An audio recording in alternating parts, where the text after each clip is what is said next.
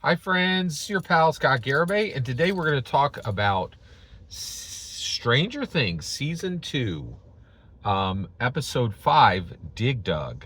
And that is a reference to an old 80s video game, but it's also the reference to these um, rotted out tunnels that have been created by the Shadow King of the Upside Down directly under Hawkins.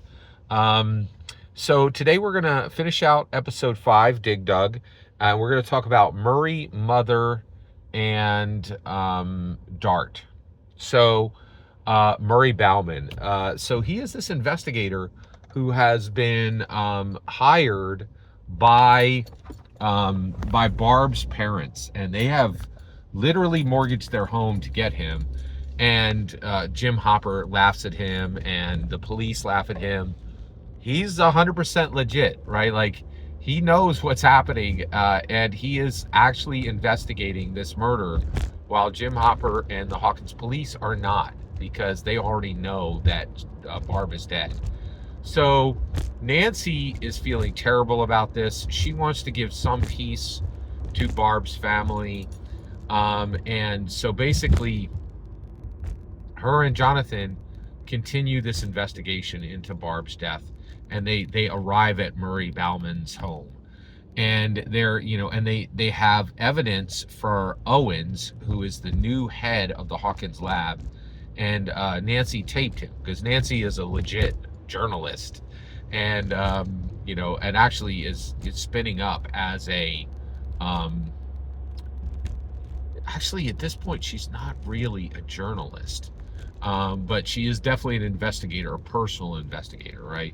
And Jonathan Byers is a documentary with his photography.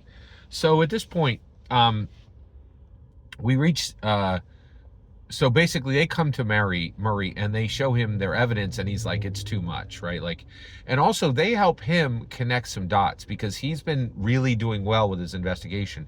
He knows something's up, but he doesn't know about Hawkins lab completely. He does know there's some unusual things happening there, but they really help him to close down many of the things he didn't know in his investigation and fill in the gaps.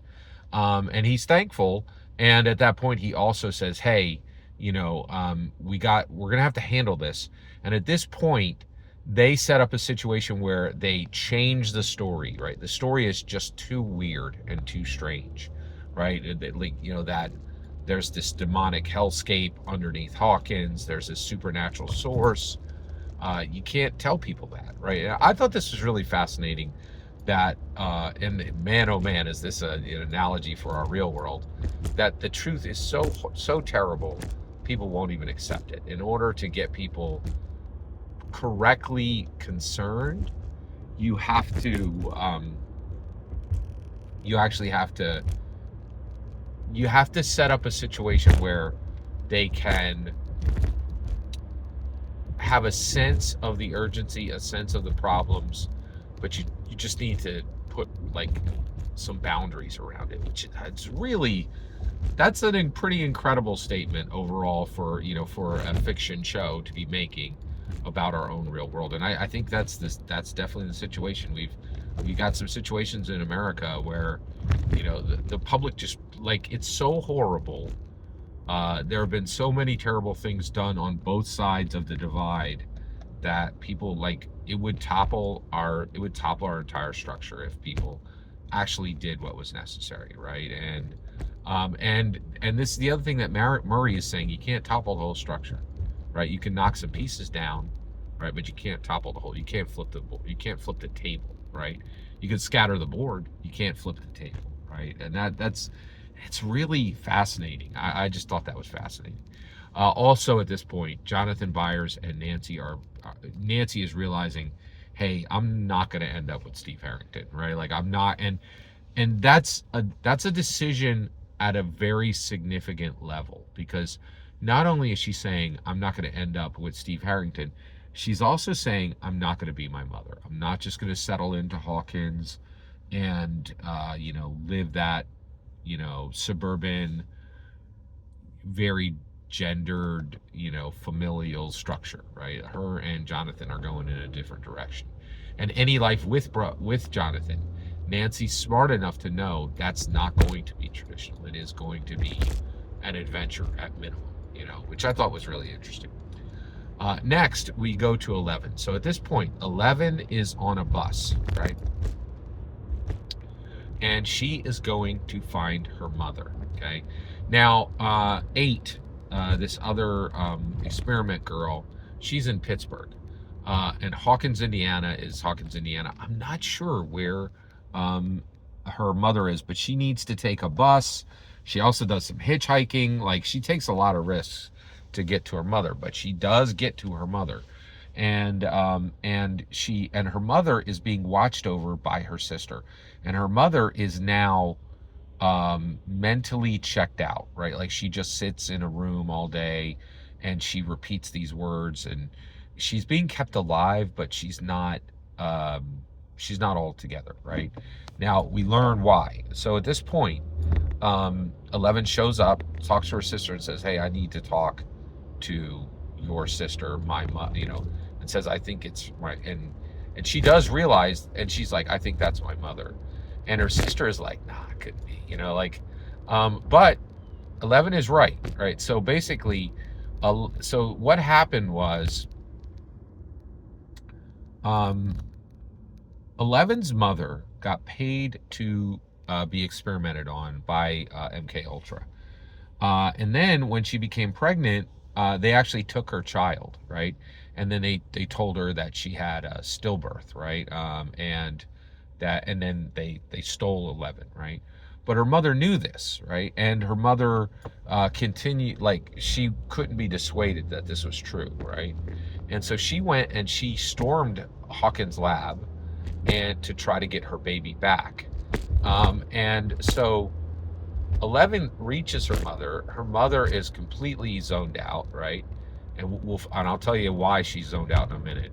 But her and then 11 psychically connects with her mother and telepathically communicates with her and gets the story. And the story was that her mother broke into Hawkins in an attempt to rescue her.